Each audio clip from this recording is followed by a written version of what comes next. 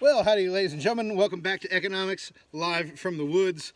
This one should be a quick one, but we do want to give you just a little note on a couple of other types of business organization that are distinct, and those are franchises, co-ops, and nonprofits. So the first that we're going to talk about is a franchise, which is a model, and this is used in many chain stores, but especially in restaurants, particularly the fast food industry, where fast food industry is basically at least 95% operated on the franchise model. And so what is a franchise? So a franchise is a business that licenses the right to sell its products in a particular area, and a franchisee is a semi-independent businessman who purchases them. I'm going to try to see if I can't get the sun out of the way here. The sun just started to change position a little bit, make it a little brighter on you. Also, my back is starting to get hot.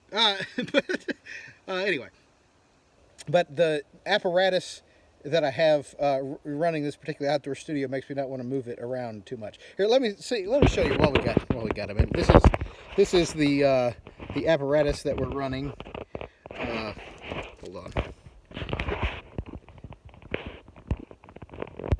Hold on, it's not flipping right. Okay, we'll just do this. So, so here I've got one stool sitting on top of another stool in order to keep the video at the proper distance.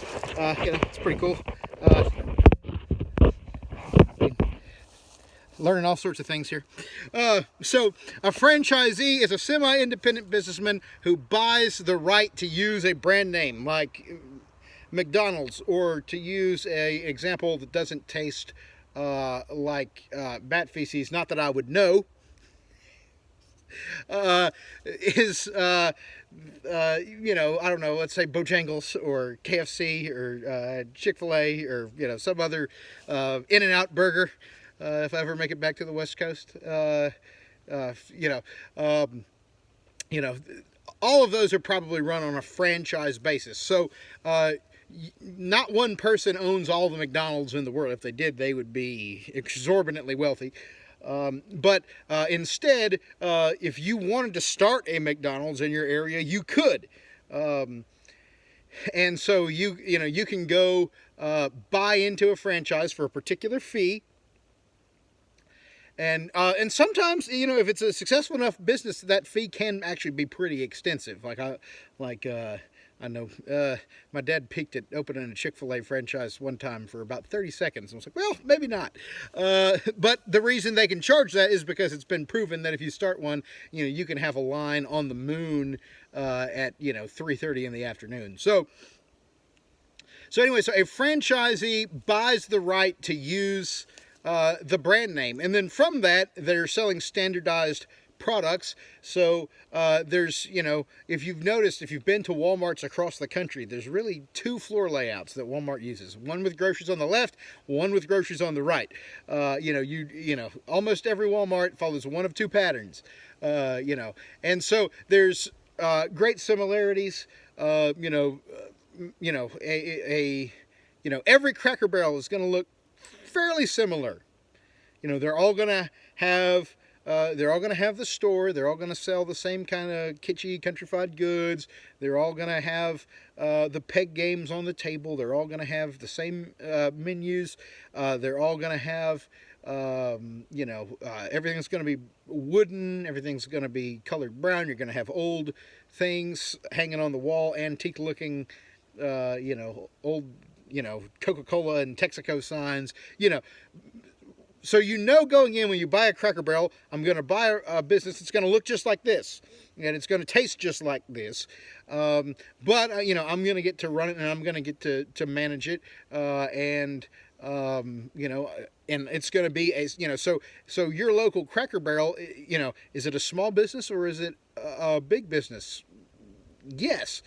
It's a big business in the sense that Cracker Barrel is a nationwide chain that makes decisions on a nationwide level, but it's also a small business in the fact that the guy that owns the one in Lexington and the guy that owns the one in Greenwood might, are more than likely two different people. I could be wrong. Sometimes some people can become extremely wealthy just off of owning enough of the right kind of franchises.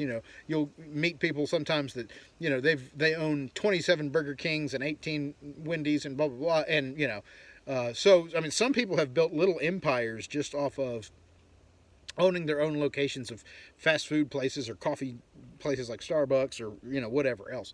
So you can actually do very well with it. So, what are the advantages of the franchise? Well, one of the advantages of the franchise is you want to own your own business. You want to be the boss. You want to be able to have some of the benefits that come from owning your business, but you also don't want to be out in the cold starting from scratch by yourself. And maybe you don't want to make all those creative decisions about what the food's going to taste like, what the walls are going to look like. And you come with built-in brand recognition that if you see golden arches, you know what it is. I think I've told you all the story before. I know I've told some of my classes at some point, but my dad was on a mission trip to Ghana, nation in West Africa, and they're driving through the jungle when they see a sign that says, McDonald's this way, and they're like, oh, we got to go see this, and so they go off road into this, into the desert, or not the desert, it's more jungle where they were at, and lo and behold, someone has started a stand that's selling fish and brooms. And it has the McDonald's arches on the top. And it turns out that the nation of Ghana, at least at that point in time, didn't recognize international copyright law. So, they could just do that. But there really are actual McDonald's that serve actual hamburgers in places all over the world. I mean, you can go even into India, where it's illegal to eat beef in most places, or culturally unthinkable to eat beef. And they have different food for actually India's McDonald's than in some other ones. I mean, McDonald's kind of has some national distinction one from the other, but ultimately, there's that international brand name that people know everywhere. To me, I'm much more attracted to the idea of opening a cool restaurant that's a local thing, that's unique, that there's only one in the world, and people come and taste something they've never tasted before, and you kind of run your thing. But the reality is sometimes it's hard to make that work. Whereas many times I've been chaperoning a youth group trip or something like that, and it's like you've got two options. There's a McDonald's over here. There's a really cool regional thing that you don't get to have at home or 12 hours away at some youth conference, and we can either eat some cool experience or there's McDonald's just like the one across the street. You know what 2/3 of the kids want to do? Go to that McDonald's across the street, even though it just tastes like the vomit of hell. And so, I mean, really, that they were ever able to become rich off of selling those terrible hamburgers is just truly astounding to me. But the point is, there's that built-in name recognition. So what's the downside of running a franchise? Well, the downside is largely in the arena of loss of control. If you decide that you want to start a coffee shop and you decide to buy a Starbucks, you can't then decide, I wish I could flip to some other kind of bean or whatever. You use what Starbucks sends you. You can't say, I really wish that my McDonald's was actually a place for to sell chicken parmesan. I mean, whatever. I mean, you sell whatever McDonald's tells you to sell. And so there's just, and going in, you're going to have to decorate your place a certain way. You're going to have to serve a certain thing. Your price points can change a little bit, but they're within like certain guidelines. So, I mean, you can't say, man, I really need to jack the price of this Whopper up to $8.95 to stay in business. I mean, like, you have a lot less flexibility doing things like that. So you give up a lot of control. But the franchise, is a very effective way of doing business for several industries, and it's not just fast food. I mean, a lot of stores run off of the same sort of model. There's lots of different businesses that run off of the franchise model, but fast food is definitely the perfect example of where it's taken root the most. There's a couple types of business organization that are different because they don't exist purely to make a profit. The others that we've talked about exist because someone wants an opportunity to make money. But a cooperative is created normally for the mutual aid of the people that become members of the co-op. And so the most, probably the easiest example to relate to of a co-op is probably like a farmer's co-op. Some of you might be, familiar with that, living in this area. So that's where, you would have a group of farmers that would pay in, typically to be in a co-op, you typically have to pay in some kind of membership due, and that's kind of how the co-op gets its money from. And then they're able to kind of pool resources to buy farming supplies in bulk in a way that they couldn't do individually. Or another example of a co-op type model is actually places like these kind of big warehouse stores like Sam's Club and Price Club that they're able to buy in bulk, and part of that buying in bulk is fueled by membership dues, monthly or annual, that they charge for people to shop in the store. If you ever tried to go into a Price Club without a card, good luck. They watch that really close. And so so that's an example of a co-op where that business is getting cheaper prices on the wholesaling, but some of that cash flow is enabled by people's membership payments. And then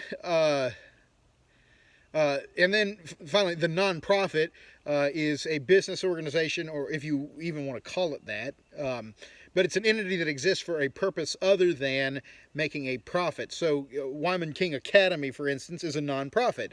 It exists for the sake of making it easier for people to get an education in a way that and it's in a manner of their choosing. And so, if at the end of the year there's a surplus in funds, it's not like it gets divided into dividends to pay off the board or to pay off stockholders like a corporation. So a nonprofit has a life of its own as an organization, the same like a corporation would. But it also it doesn't exist to make profit. Everyone who's an employee is on payroll, and they typically don't get more. I mean, maybe a bonus or something like that if it's allowed. I don't know. Your church more than is set up as a nonprofit. If the offering's really good one Sunday, it's not like there's stockholders that sit up and divide it up, right? It goes to the purpose of the church's mission, right? So some other examples of things that can be nonprofits can be organization, charities, the Salvation Army, the Red Cross, disaster relief. There are some nonprofits that exist to help people retrain to re-enter the workforce after they've been laid off. I mean, things like that. So charities, churches, private schools, and nonprofits, because they don't make profits, in the same manner that corporations do, and so on. They're not taxed in the same way. So whereas corporate income gets taxed right off the bat, nonprofits are not taxed. Although when they pay out employees like yours truly, I get taxed. Just as my income tax, and they still have to pay Social Security withholding tax on their employees, but there's not a special tax on the income of the organization. And nonprofits typically run off of donations or off of, they're occasionally, sometimes they're able to sell goods and services just to keep it running. So for instance, your tuition fees or whatever are required to raise the money to be able to, pay the staff, pay the light bill, pay the, mortgage payment, all that stuff on the building. And so, we'll have to do things like fundraisers and stuff like that.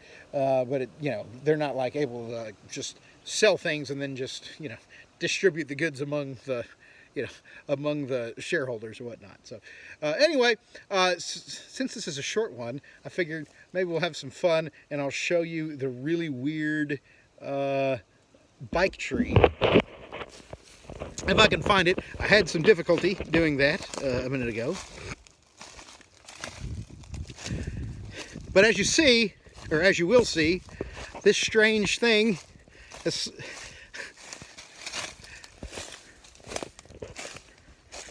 strange thing that it is, this bicycle somehow had a tree grow around it so tightly that they're now, you would not be able to move the bicycle without cutting down the tree. It's actually quite impressive.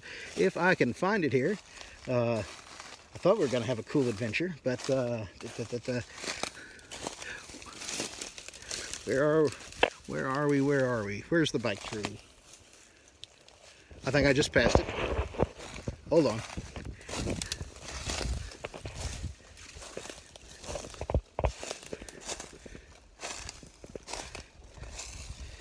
Let's see, is that it?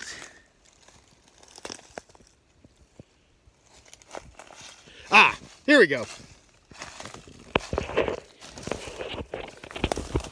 So here, I'm bad at this. I don't know how to flip this around while I'm filming. Is this it? Does this do it? No, it doesn't.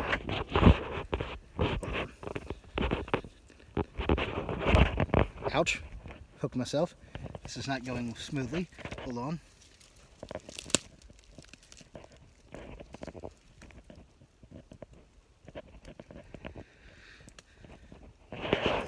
All right, well, we're just going to have to cut this part out.